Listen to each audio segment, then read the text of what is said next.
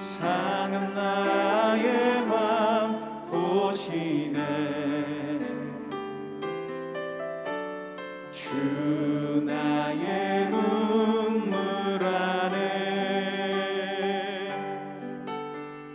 홀로 울던 맘 아시네. 다시 한번 주 나의 모습 보네. 상한 나의 맘 보시네. 주 나의 눈물 안에 홀로 울던 맘 아시네. 세상 소망 다 사라져가도 주의 사랑은 끝이 없으니 살아가는 이 모든 순간이 주 은혜임을 나는 믿네.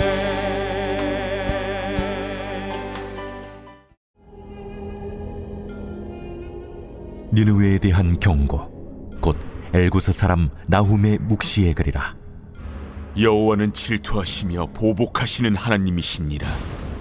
여호와는 보복하시며 진노하시되 자기를 거스르는 자에게 여호와는 보복하시며 자기를 대적하는 자에게 진노를 품으시며 여호와는 노하기를 더디하시며 권능이 크시며 벌받을 자를 결코 내버려 두지 아니하시느니라. 여호와의 길은 회오리 바람과 광풍에 있고 구름은 그의 발에 티끌이로다. 그는 바다를 꾸짖어 그것을 말리시며 모든 강을 말리시나니 바산과 갈멜이 쇠하며 레바논의 꽃이 시드는도다. 그로 말미암아 산들이 진동하며 작은 산들이 녹고 그 앞에서는 땅 곧 세계와 그 가운데 있는 모든 것들이 솟아오르는도다. 누가 능히 그의 분노 앞에 서며 누가 능히 그의 진노를 감당하랴. 그의 진노가 불처럼 쏟아지니 그로 말미암아 바위들이 깨지는도다. 여호와는 선하시며 환난 날의 산성이시라. 그는 자기에게 피하는 자들을 아시느니라. 그가 범람하는 물로 그곳을 진멸하시고 자기 대적들을 흑암으로 쫓아내시리라. 너희는 여호와께 대하여 무엇을 꾀하느냐? 그가 온전히 멸하시리니 재난이 다시 일어나지 아니하리라. 가시덤불같이 엉클어졌고 술을 마신 것 같이 취한 그들은 마른 지푸라기같이 모두 탈 것이거늘 여호와께 악을 꾀하는 한 사람이 너희 중에서 나와서 사악한 것을 권하는도다. 여호와께서 이같이 말씀하시기를 그들이 비록 강하고 많을지라도 반드시 멸절을 당하리니 그가 없어지리라. 내가 전에는 너를 괴롭혔으나 다시는 너를 괴롭히지 아니할 것이라. 이제 내게 지운 그의 멍에를 내가 깨뜨리고 내 결박을 끊으리라.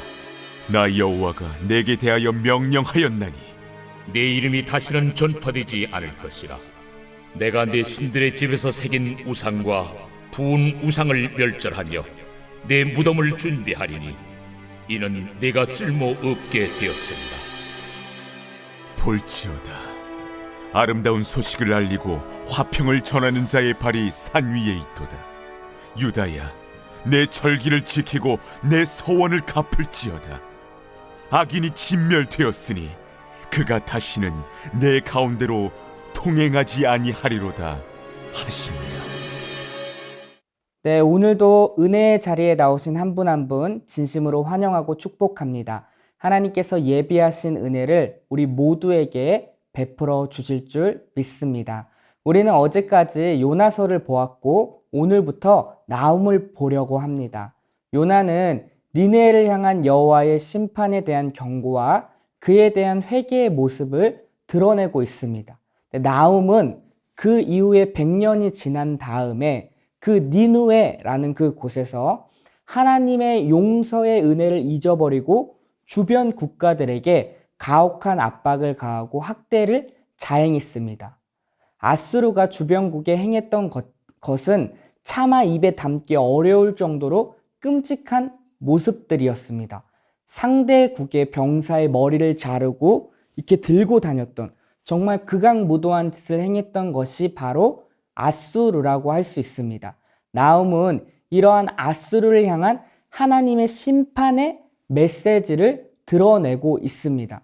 요나는요, 경고하고 회개를 촉구한 메시지라고 하면 나훔은 바로 그냥 심판, 멸망할 것이다 라는 이야기를 하고 있는 책이라고 할 수 있습니다. 나훔은요, 위로라는 뜻을 가지고 있습니다. 나훔은 아수르의 멸망을 이야기하고 있지만 정작 이 책의 독자는 이스라엘 백성을 향하고 있는 거예요. 그 당시 최고의 권력과 힘을 가지고 있었던 아수르도 하나님의 심판 앞에 맥없이 무너지는 것을 보라. 악에 대한 심판을 거론하며 그 이중적인 면으로 하나님께서 택한 이스라엘 백성을 위로하려고 하는 것입니다. 너희를 억압한 저 나라는 망하게 될 것이야. 그러면서 동시에 이스라엘을 향해서 경고하고 있는 것이죠. 위로와 함께 너희도 아수르처럼 살면 안 된다라는 것을 지금 나훔을 통해서 이야기하고 있는 것입니다.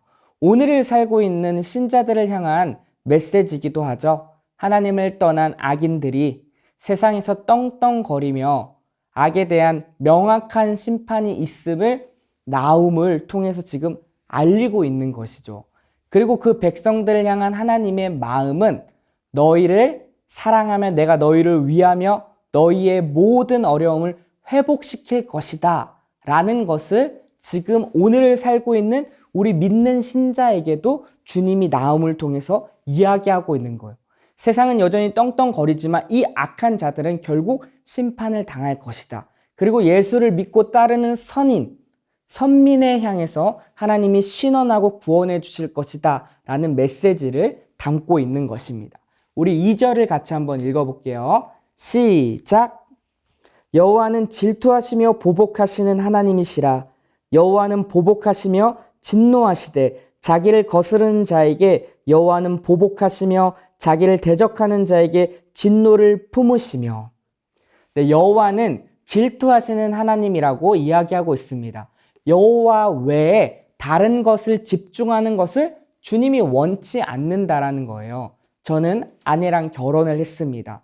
언약 관계를 맺은 사이예요. 근데 제가 아내 외에 다른 사람을 사랑한다면 아내가 과연 원할까요? 당연히 원치 않죠. 질투를 하거나 화를 내거나 당연히 뭐라고 하겠죠. 언약 관계에 있으면 나를 향하고 너를 향하고 서로에 대해서 향해야 되는데 엉뚱한 것을 향한다라는 것은 원치 않는다라는 거예요. 마찬가지로 하나님께서도요, 우리를 향해서 그렇게 요구하고 있다라는 거예요. 하나님이 우리를 사랑하기에 마땅히 우리가 하나님 외에 다른 것을 우상으로 숭배할 때 주님은 당연히 질투하신다라는 것을 말씀하고 있어요. 그리고 여호와는 보복하고 진노한다고 하십니다. 구체적으로 어떤 자들에게 진노하냐면 자기를 거스르는 자, 그리고 자기를 대적하는 자에게 진노를 품는다라고 이야기하고 있는 거예요. 당시 용서의 은혜를 받은 니느웨가 했던 것은 여호와 하나님을 떠나 자신의 힘과 권력만을 의지하며 무서울 것 없이 살았던 그들의 모습이었습니다. 그런데 심각한 착각은 무엇이었냐면 그들에게 하나님의 임박한 진노가 놓여져 있다는 것을 놓치고 마치 자신의 힘과 권력만을 의지하며 그 어떠한 것도 무서울 것이 없다라고 아주 겸손하지 못한 그런 행동을 누가요? 아수르가 보이고 있다는 것이죠. 우리 3절도 같이 한번 읽어볼게요. 여호와는 노하기를 더디하며 권능이 크시며 벌받을 자를 결코 내버려두지 아니하시느니라. 여호와의 길은 회오리 바람과 광풍에 있는 구름은 그의 발에 티끌이로다. 네, 갑자기 노하기를 더디한대요. 진노한다 막 이렇게 얘기해놓고 노하기를 더디한다. 이게 앞뒤가 좀 안 맞는 것 같잖아요. 이것은 무엇이냐면 여호와의 마음이라는 거예요. 여호와의 진짜 마음은 노하기를 더디해서 돌이키기를 원하는 게 진짜 하나님의 마음이에요. 하나님을 거스르고 거절하는 자들을 향해서 너희들이 돌이켜라. 근데 그러지 이제 못한 것에 대해서는 주님께서 진노하겠다라는 거예요. 큰 권능으로 내가 내버려두지 않겠다라는 것을 이야기합니다. 그 뒤에 보니까 회오리 바람과 광풍으로 이렇게 나아잖아요. 악에 대한 하나님의 분노와 정의를 드러내고 있다는 것을 우리는 알 수 있습니다. 그분의 권능으로 압도하겠다라는 표현을 지금 성경이 나타내고 있다는 것입니다. 우리 6절도 같이 한번 읽어볼게요. 누가 등이 그의 분노 앞에 서며 누가 등이 그의 진노를 감당하랴. 그의 진노가 불처럼 쏟아지니 그로 말미암아 바위들이 깨지는도다. 아스루가 그 당시 아무리 패권을 장악했다고 해도 하나님의 진노를 어떻게 감당할 수 있겠냐라고 6절이 이야기하고 있는 거예요. 감당할 수 없다. 심판, 그 위험 앞에 스스로 견딜 수 있는 존재가 어디 있겠느냐. 하나님의 진노가 불처럼 쏟아지니 그로 말미암아 바위들이 깨질 것이다 라는 것을 지금 이야기하고 있다라는 것입니다. 우리 7절도요. 같이 한번 읽어볼게요. 여호와는 선하시며 환난 날의 산성이시라. 그는 자기에게 피하는 자들을 아시느니라. 우리가 믿고 따르는 주님은 선한 분이에요. 지금 1장의 앞부분을 보면 맹목적인 분노를 쏟아부으시며 아무렇게나 분노를 발하시는 어떤 무자비하고 무지막한 폭군처럼 보이는데 그렇지 않다라는 것입니다. 원래 주님은 선한 분임을 지금 말씀이 보여주고 있는 거예요. 또한 당신께 하나님께 피하는 자들, 즉 지금 독자인 이스라엘 백성들을 향해서 내가 너희를 위하며 너희의 산성이 되겠다, 너희의 피난처가 되겠다라는 메시지를 함께 던지고 있다라는 것입니다. 나 여호와는 선한 하나님이다 라는 것을 지금 독자 이스라엘 백성들로 하여금 알려주고 있다라는 것이죠. 우리 12절도 같이 한번 보겠습니다. 여호와께서 이같이 말씀하시기를 그들이 비록 강하고 많을지라도 반드시 멸절을 당하리니 그가 없어지리라. 내가 전에는 너를 괴롭혔으나 다시는 너를 괴롭히지 아니할 것이라.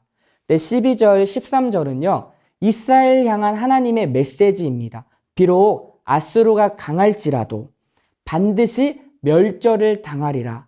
너의 아픔과 그들로 인한 압제에서 내가 구원할 것이다. 다시는 이스라엘 백성들 너희를 괴롭히지 아니할 것이다. 전에는 아수르가 이스라엘을 괴롭히도록 허용했지만 다시는 절대 이스라엘 백성을 괴롭히지 못하게 할 것이다 라고 지금 이스라엘 백성들을 향해서 하나님께서 이야기하고 있다라는 것이죠. 우리 14절도 같이 보겠습니다. 나 여호와가 내게 대하여 명령하였나니 내 이름이 다시는 전파되지 아니할 것이라. 내가 내 신들의 집에서 새긴 우상과 부은 우상을 멸절하며 내 무덤을 준비하리니 이는 내가 쓸모없게 되었음이라. 14절의 내용은 아수르를 향한 하나님의 메시지예요. 이름이 다시 전파되지 않을 것이다. 이게 뭐죠? 잊혀진다라는 거예요. 그리고 너희들이 섬겼던 우상들은 다 멸절될 것이다. 쓸모없게 하겠다라는 하나님의 강한 의지가 들어가 있습니다. 영원할 것만 같았던 그 아수르의 명성도 하나님의 심판 앞에 맥없이 무너지는 것을 우리는 볼 수 있다라는 것입니다. 사랑하는 성도 여러분, 우리가 믿고 따르는 하나님은 만물을 주관하시는 전능하신 분입니다. 그분의 손길 아래 모든 것이 운행되고 있다는 거예요. 여전히 이 세상은 악인들이 들끓고 떵떵거리며 사는 것처럼 보이지만 그들은 하나님 앞에서 바람에 나는 겨와 같다라고 성경은 이야기하고 있습니다. 그리고 성경은요, 반드시 악에 대해 심판이 있을 것이다. 그리고 택한 백성들에 대해서는 주께서 신원하시고 그들을 외면치 아니하시며 그들을 구원해 주실 것이다 라는 것을 성경이 지금 기록하고 있다는 것입니다. 나움은 오늘을 살고 있는 신자들에게 두 가지를 말한다라는 것이죠. 내가 모든 악에 대해서 때가 되면 심판하실 것이다 라는 사실과 함께 이중적으로 택한 백성을 향해 내가 피난처가 되어줄 것이다 라는 것을 이야기하고 있다라는 것입니다. 아울러 아스루의 멸망을 보고 우리도 악에서부터 하나님을 떠난 자리에서 돌이켜 주를 보라는 또 다른 메시지가 전달되고 있음을 우리는 알 수 있다라는 것입니다. 원하옵기는 오늘 하루를 살 때에 우리 주님, 이 주님을 더욱 신뢰하고 선하시고 우리를 위하신 주님과 함께 동행하며 우리에게 주어진 삶을 넉넉히 살아낼 수 있는 우리 더사랑의 공동체가 되기를 주님의 이름으로 축원합니다. 우리 함께 기도하겠습니다. 네, 첫 번째는 주님은 악에 대해서 반드시 심판하신다는 것을 기억하며 우리의 모든 죄악된 자리에서 돌이키게 하소서. 두 번째, 주께서는 택한 백성을 향해 외면하지 않고 피할 길을 주시며 피난처가 되어 주신다는 것을 기억하며 더욱 주님을 따르게 하소서. 세 번째, 만물을 주관하시는 전능하신 주님을 늘 인정하며 겸손하게 살게 하소서. 우리 이러한 내용을 갖고 함께 기도하며 나아가겠습니다.